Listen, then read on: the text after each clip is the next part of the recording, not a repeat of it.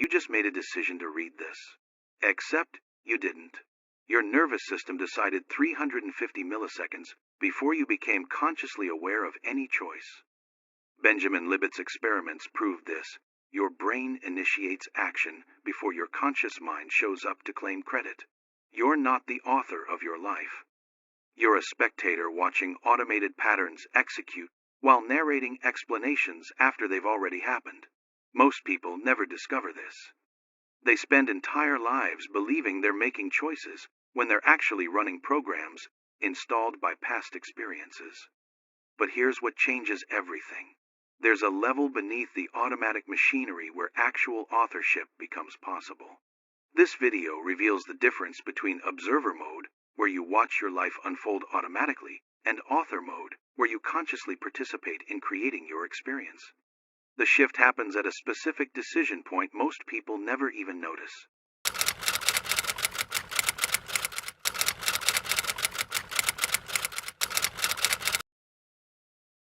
You've just made a choice, not the obvious one you're thinking about whether to keep going with this or move on to something else. That's just what's on the surface. The real choice happened about 3 seconds before you even knew you had options. Your nervous system picked up on something, processed it through recognition systems working way below what you're consciously aware of, figured out this was worth paying attention to, and created the impulse that landed you right here. You felt this whole thing as a natural moment of interest, like you were the one deciding. But the gears were already turning before you arrived to take ownership of the decision. This isn't some philosophical idea. This comes straight from neuroscience. Back in the 1980 seconds, Benjamin Libet ran experiments showing that your brain starts taking action about 350 milliseconds before you consciously realize you've made a decision to do anything. Your personal experience of making a choice shows up after your nervous system already locked in what's happening. That feeling of free will, of being the one consciously driving your choices, is actually your brain piecing together events that already went down. You're watching a replay and thinking it's happening live. Most people never figure this out. They go through their whole lives thinking they're the main character in their own story, actively making choices and steering things, when really, they're more like viewers watching footage that's already been shot and adding commentary afterward. The voice running in your head claiming to make decisions is more like a sports announcer breaking down plays that already finished. It builds this really convincing illusion that you're in charge, when it barely affects what actually goes down. Here's where everything shifts. Finding out you're watching rather than writing the script isn't where the investigation stops. It's actually where it starts. Because underneath all the automatic machinery, underneath the pattern matching and the processing happening without your awareness, there's a level where real creative control becomes available. But getting access to it means understanding why this observer mode exists to begin with and what it's actually there to do. Your brain's main priority isn't making you happy or fulfilled or helping you reach your full potential. Its main job is keeping you alive long enough to have kids and keep them safe. Everything else comes after that. To pull this off efficiently, your brain puts as much as possible on autopilot. It builds patterns, habits, routines, default ways of responding. It figures out what worked before and runs those patterns automatically. This is what observer mode is. You're cruising on autopilot most of the time, watching your automatic patterns play out, feeling like you're making conscious choices. Observer mode works incredibly well for survival. You don't have to consciously choose to yank your hand back from something burning hot. You don't have to think through the mechanics of how to walk. You don't have to work out how to speak your first language every time you open your mouth. Millions of complicated processes run on their own, which frees up your limited conscious attention to focus on new problems that actually need you to think about them deliberately. The issue shows up when this automation spreads beyond basic survival stuff into areas where it actually stops you from growing, changing, and expressing who you really are. You put emotional reactions to certain people or situations on autopilot. You automate the story you keep telling about who you are and what you can do. You automate how you respond to challenges. how you handle relationships, your patterns of getting in your own way.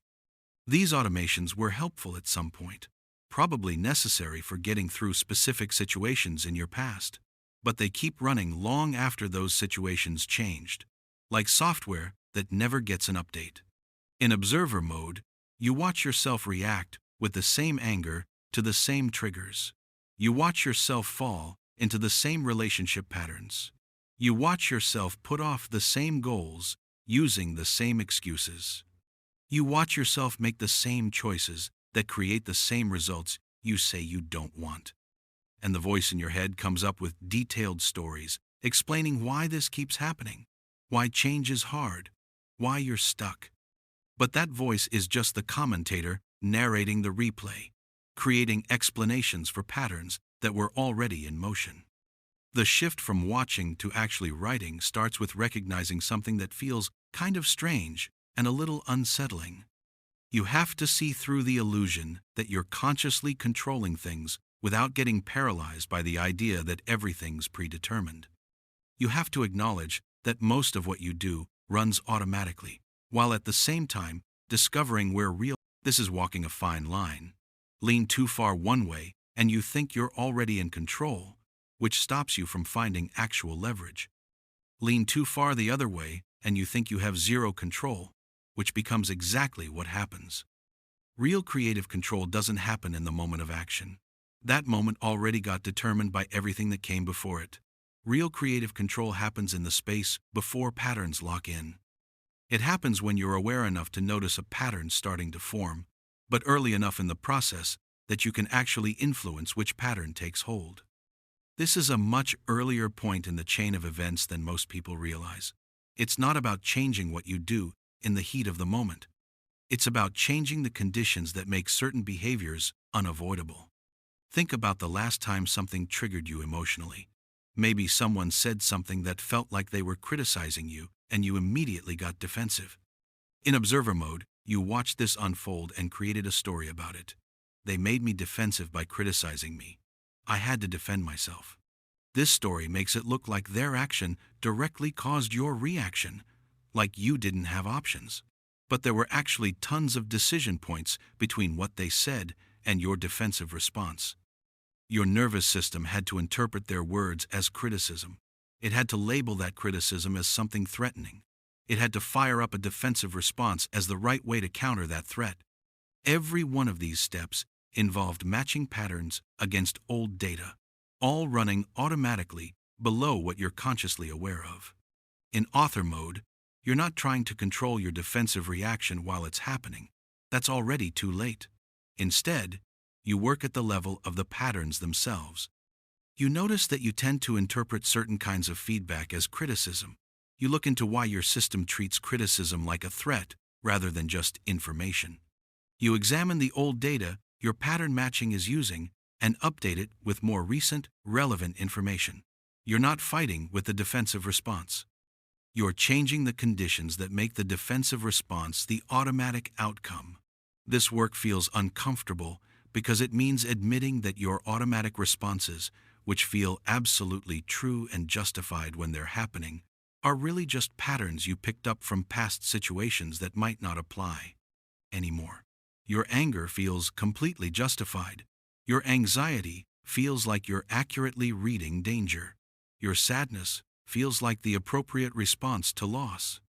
But these are all automatic patterns that could be running on outdated programming. The feelings are real. The patterns creating them might not be relevant to what's happening right now. Moving from observer to author means developing what brain scientists call metacognition, the ability to watch your own thought processes, but it's a specific kind of metacognition. It's not the voice in your head commenting on your thoughts.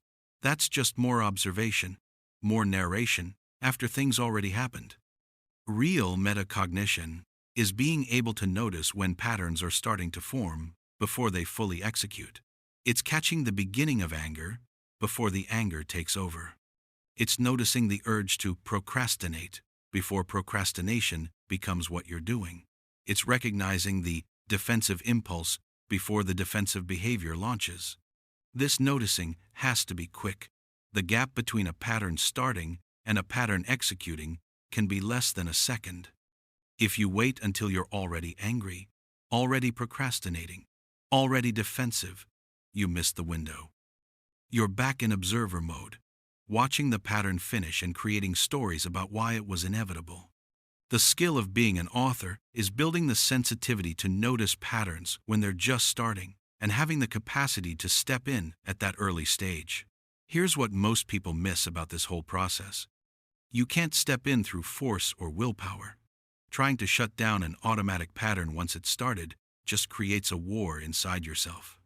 You end up fighting with yourself, which takes massive amounts of energy and rarely works long term. Real intervention happens through understanding and updating. When you see clearly why a pattern exists, what purpose it served before, and how things have changed, the pattern often just dissolves on its own, not because you forced it away, but because you updated the system with new information and it naturally picks a more appropriate response. For example, if you have a pattern of people-pleasing that makes you say yes when you actually want to say no, you can't just force yourself to say no. That creates huge internal resistance, because the people-pleasing pattern, maybe saying yes kept you safe when you were a kid. Maybe it was how you got approval when other ways weren't available. Maybe it protected relationships you needed to survive. That pattern isn't irrational.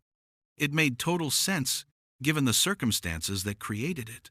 Author mode means looking into those original circumstances with real curiosity instead of judgment. It means recognizing that younger you developed people-pleasing as a smart adaptation to a specific environment. It means acknowledging that the pattern helped you and possibly saved you from worse outcomes. And then, crucially, it means updating the system with what's true now. You're not that kid anymore. The people in your life now are different from the people back then. The stakes have changed. The resources you have access to have expanded. The pattern that was necessary then might be limiting you now. When you go through this investigation thoroughly, something interesting happens. The next time you're in a situation where the old pattern would typically kick in, there's a moment of openness. The pattern starts to initiate but doesn't have the same force behind it. Your system has registered that circumstances are different, and the old response might not be the best choice. In that opening, new possibilities become visible. You might still go with the old pattern, but now it's actually a choice rather than something running on autopilot. Or you might try out a different response and collect new data about what happens. This is what being an author looks like, not forcing change, not using willpower to override your nature, but creating the conditions where your nature can express itself more flexibly, more responsibly, more appropriate to what's actually happening right now instead of what happened before. You're not fighting against your conditioning. You're updating it with better information and trusting your system to naturally select more optimal responses. The process speeds up as you get more sensitive to your own patterns. You start noticing them earlier in their formation. You become familiar with the internal sensations that come before specific automatic responses. Anxiety has a particular quality in your chest before it becomes full-blown anxious thinking. Anger has a specific heat in your body before it becomes aggressive action. Shutdown has a characteristic heaviness before it becomes complete withdrawal. These early warning signals are always there. You just weren't trained to pay attention to them. As you learn your own signals, stepping in becomes possible at earlier and earlier points in the chain of events. Eventually, you can catch patterns so early that it's not really stepping in anymore.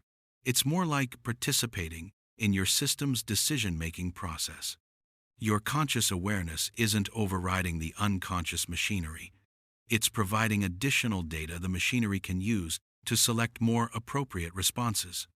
You become a collaborative author rather than either a passive observer or a controlling dictator.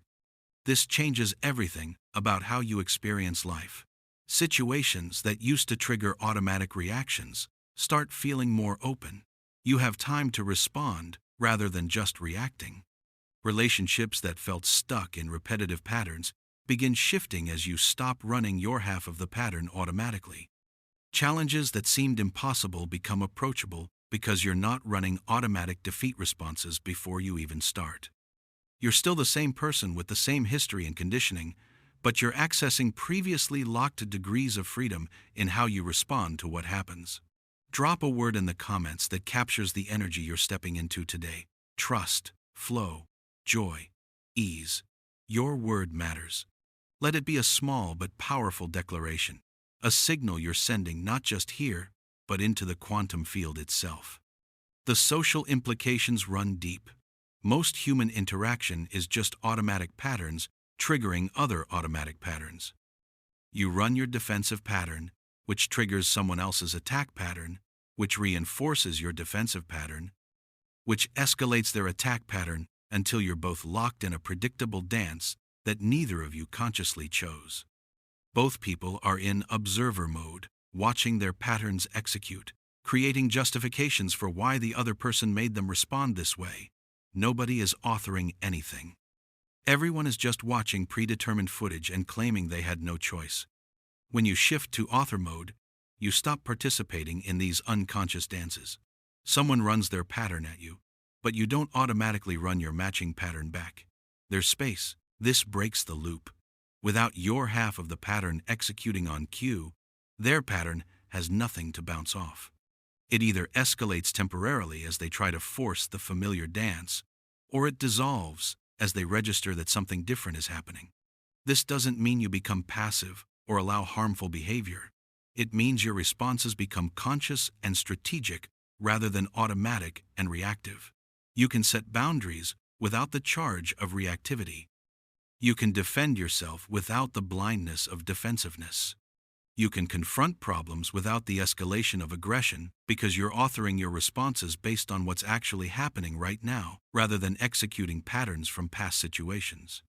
Kids are amazing at detecting whether adults are in author mode or observer mode, though they wouldn't use those words. They can sense when an adult is responding to them consciously versus reacting from automatic patterns. When an adult is in observer mode, reactive and running patterns, kids either try to manipulate those patterns to get what they want, or they reflect the adult's reactivity back at them.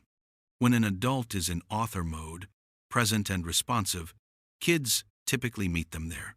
They become more regulated, more cooperative, more willing to engage authentically. The same principle applies to all relationships. People unconsciously mirror the mode you're operating in. If you're in observer mode, running patterns and reacting automatically, they'll either run matching patterns with you, or they'll try to wake you up through confrontation. If you're in author mode, present and consciously responsive, they'll tend to match that presence. Not always right away, and not everyone, but the shift is noticeable. Relationships that felt stuck begin moving. Communication that felt circular starts going somewhere. Conflicts that seemed impossible to solve find new angles of approach. Perhaps most importantly, the transition from observer to author changes your relationship with failure and success. In observer mode, success feels like something that happens to you when circumstances line up favorably, and failure feels like something that happens when circumstances don't cooperate. You're not really responsible for either. You're just watching your patterns play out in different environments and creating stories about the results. This creates a weird mix of arrogance when things go well, I'm naturally talented at this, and helplessness when things go poorly, circumstances prevented my success. In author mode, both success and failure become feedback rather than verdicts. An approach worked or it didn't. The patterns you selected produced the results they produced. That information updates your system, making future selections more accurate. There's less attachment to being right, and more interest in discovering what's effective. There's less fear of being wrong, because wrong just means you gather data about what doesn't work, which is necessary information for finding what does work. This creates a fundamentally different trajectory through life. Observer mode keeps you running the same patterns, getting similar results, creating stories about why change is difficult or impossible. The trajectory is predictable because the patterns are automated. Author mode keeps you updating patterns, experimenting with new responses, gathering data about what works in current circumstances. The trajectory is less predictable because you're actively participating in its creation rather than passively watching it unfold. The transition isn't black and white. You don't flip a switch and suddenly become a full-time author while previously being a full-time observer. It's more like a gradual increase in the percentage of your life you're consciously authoring versus passively observing. Maybe you start at 5% authorship, 95% observation. You notice one pattern, update it, create some new degrees of freedom in that area. Now you're at 10% authorship. You expand to another pattern, then another. The ratio gradually shifts. What's fascinating is that as your authorship percentage increases, the quality of your observation improves as well. You become better at seeing your own patterns because you're not as identified with them. You can watch them with curiosity rather than justification. This creates a positive feedback loop. Better observation enables more effective authorship. More effective authorship creates more space for clearer observation. The cycle accelerates your development in both capacities. Eventually, you reach a point where the distinction between observing and authoring becomes less relevant. You're doing both simultaneously. You observe your patterns with clarity while authoring your response. This is what integration looks like, not the elimination of observation or the constant burden of authoring everything, but a fluid collaboration between the two modes that allows you to be both spontaneous and intentional, both responsive and directive. Before we go further, I want to invite you into something real. If you've been feeling like something's clicking, if a part of you is waking up to your own power, tap that like button if you just had an aha moment, because like attracts like, and subscribe. Stay with this space. Grow with us. This isn't just a channel, it's a frequency. If you felt a shift while watching, you're already tuned in. The question isn't whether you'll keep observing your life or start authoring it. You'll do both. The question is whether you'll do them consciously or unconsciously. Whether you'll watch your automatic patterns execute while believing you're making choices, or whether you'll see the patterns clearly and participate in updating them. Whether you'll narrate predetermined footage or actually influence what gets filmed. The machinery is running either way. The only question is whether you're going to understand how it works well enough to have any real input into what it produces. This is the moment, not some future moment after you've read more books, or taken more courses, or finally figured yourself out completely. This moment right now where you notice you're reading these words and something in you is responding. Is this response automatic or conscious?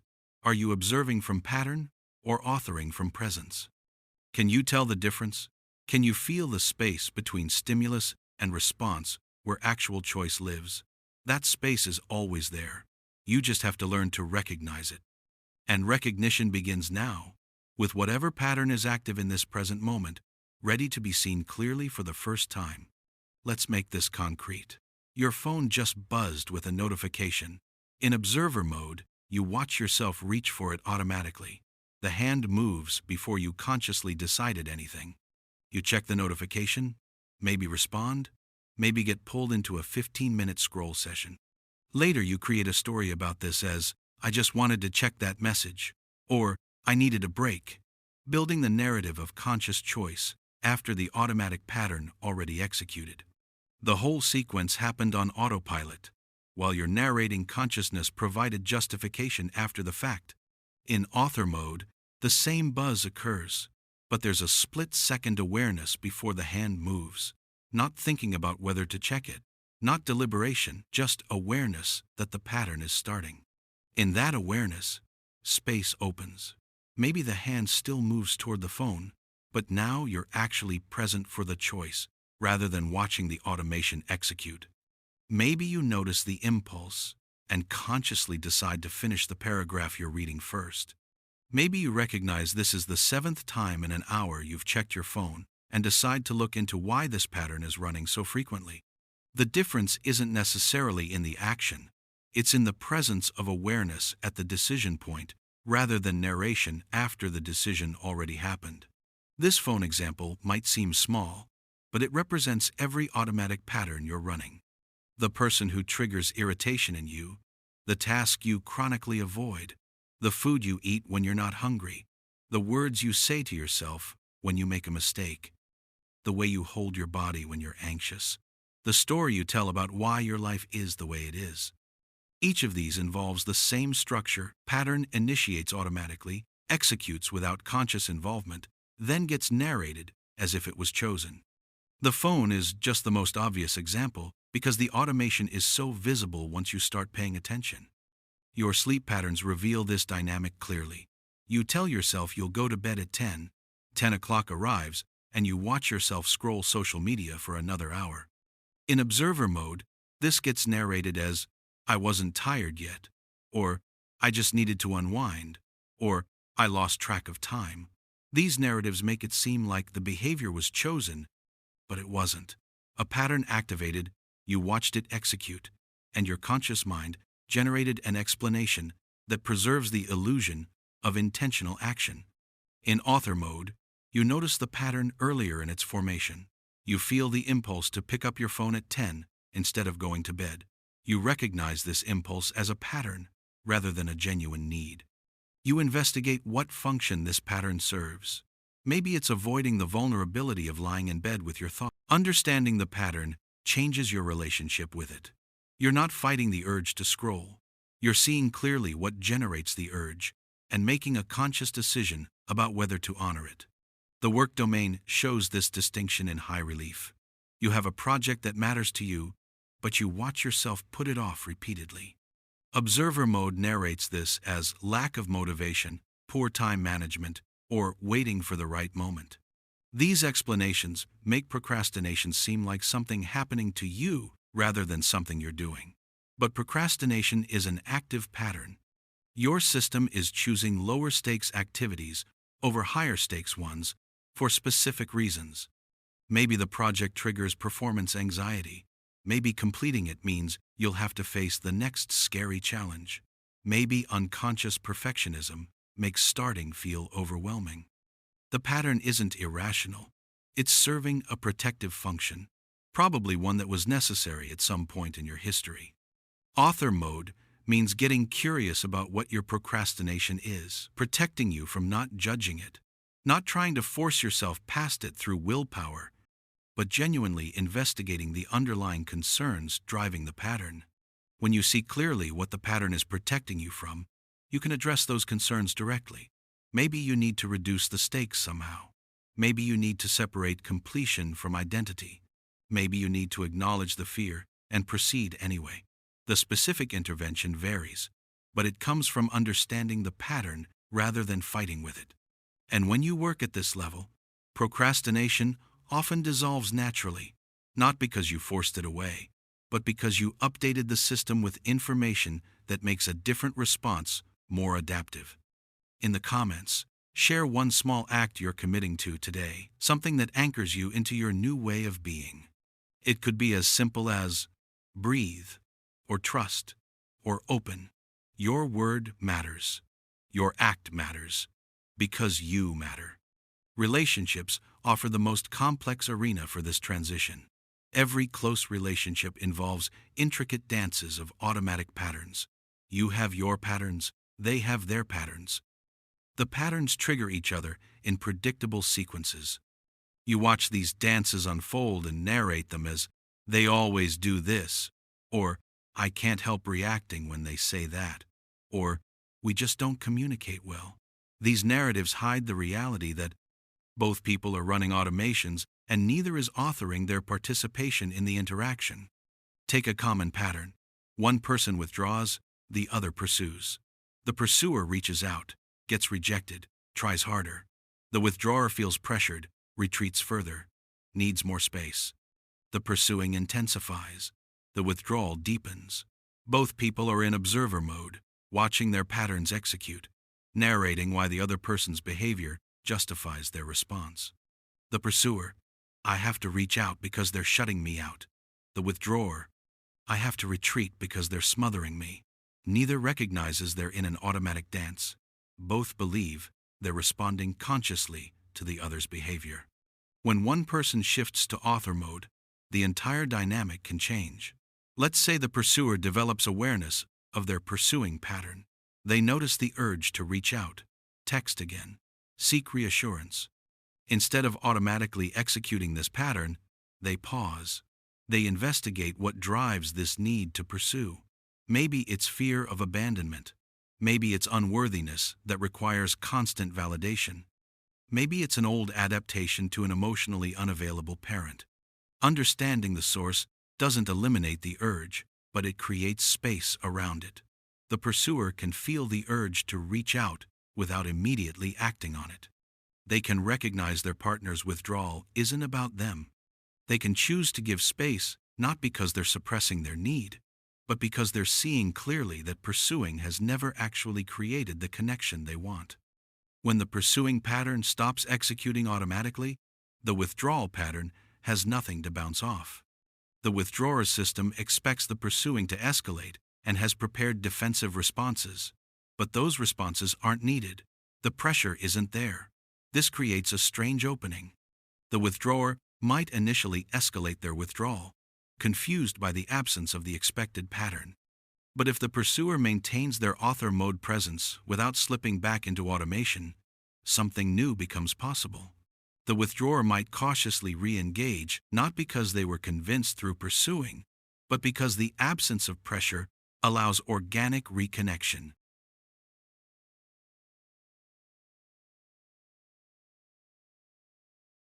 This doesn't mean all relationships can be fixed by one person shifting to author mode.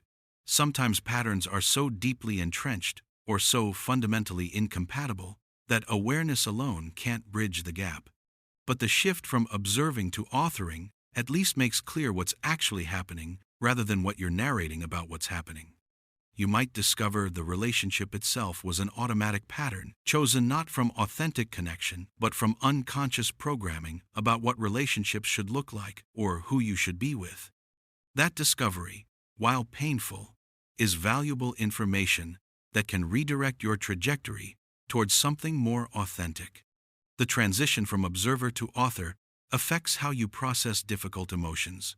In observer mode, emotions happen to you. You're sad, and sadness seems like an external force that overtook you. You're angry, and anger feels like a justified response to someone else's behavior. You're anxious, and anxiety appears to be accurate assessment of genuine threats. These emotions are real. The way you relate to them determines whether they run you or you work with them skillfully. In author mode, you recognize emotions as information generated by your pattern matching system. Sadness indicates loss or disappointment. Anger signals boundary violation or blocked goals. Anxiety suggests perceived threat or uncertainty. These signals aren't random. They're your system's interpretation of circumstances based on historical data and current conditions. But they're interpretations, not facts. And interpretations can be examined. When you feel anxious about an upcoming presentation, observer mode narrates this as, "The presentation is making me anxious," or "I'm bad at presentations." This narrative treats anxiety as either caused by external circumstances or as revealing truth about your identity. Author mode notices anxiety arising and gets curious, what specifically is the threat my system is detecting? Am I afraid of being judged, of failing, of succeeding, of being visible? Each of these involves different underlying patterns and requires different interventions. By investigating the source rather than just experiencing the symptom, you can address the actual pattern generating the anxiety. This doesn't mean anxiety disappears. The pattern might have deep roots and legitimate reasons for existing, but your relationship with the anxiety changes. Instead of being overtaken by it, you're working with it as information. You can feel anxious and still give the presentation. You can acknowledge the fear and investigate whether the perceived threat is accurate to current circumstances or based on outdated data. You're authoring your response to the emotion rather than just observing the emotion run you. Physical sensations operate through the same dynamic. You have chronic tension in your shoulders. Observer mode narrates this as stress, aging, or just how your body is. Author mode notices the tension and investigates what pattern is creating it. Maybe you're literally carrying responsibility you feel unable to set down, and your body is expressing this through held tension in the muscles that actually carry things. Maybe you're bracing against vulnerability, creating armor in your upper body. Maybe you're holding your breath habitually, and the shoulder tension is compensatory. Understanding what generates the pattern often allows the body to release what it's holding, not through force or stretching, but through addressing the underlying reason the holding pattern exists. Your relationship with time shifts dramatically in this transition. Observer mode experiences time as something that happens to you. Days pass, years accumulate, and you narrate your journey through time as if you're a passenger watching landscapes scroll by. Author mode recognizes that your experience of time is largely determined by your state of consciousness. When you're running automatic patterns, time feels like it disappears.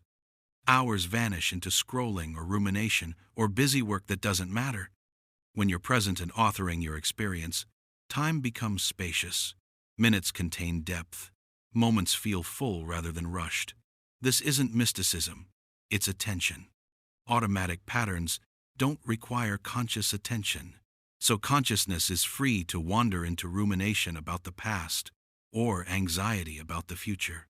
This creates the subjective experience of time passing quickly without much actual living happening. When you're authoring your experience, conscious attention is engaged with what's actually occurring. More information. The implications extend into how you approach goals and aspirations. In observer mode, you watch yourself want things but not move toward them. You narrate this as lack of motivation, discipline, or the right circumstances. You make plans that don't get executed. You set goals that don't get reached. And the explanatory narratives preserve the sense that you're trying to make things happen, even as patterns of avoidance or self-sabotage execute automatically. Author mode reveals that motivation isn't something you wait for. It's something that emerges from alignment between your goals and your actual values, not your stated values. If you say you want to exercise, but you watch yourself not exercise, the pattern is revealing that some other value or protection is taking priority. Maybe rest is more important than fitness right now. Maybe avoiding the vulnerability of being seen at a gym matters more than the abstract future benefit of better health. Maybe you don't actually want to exercise, you just think you should want to because of social conditioning. When you investigate honestly what your patterns are revealing about your actual priorities, you can make conscious decisions about whether to honor those priorities or update them. If you discover you value rest more than fitness currently, you can choose that consciously rather than feeling like you're failing at exercise. If you discover your avoidance of the gym is about vulnerability, you can address the vulnerability pattern rather than trying to force yourself past it. If you discover you don't actually want what you think you should want, you can release that goal and direct energy toward what genuinely matters to you. Author mode means working with your actual system rather than fighting to make your system conform to an idealized image. What's one thing you truly want to manifest, and why is it important to you? Drop it in the comments. Be honest. Be you. Let this be your declaration to the quantum field. The cumulative effect of shifting from observer to author is that life becomes increasingly responsive rather than repetitive.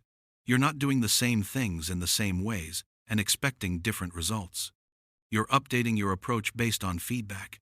You're experimenting with new patterns when old ones stop serving you. You're participating in the creative unfolding of your life rather than passively watching predetermined patterns execute. This doesn't make life easier or guarantee success. It makes life feel more alive, more engaged, more genuinely yours. And that shift from watching your life happen to actively participating in its creation changes everything about the quality of your experience. Even when external circumstances remain challenging, there's a fundamental difference in how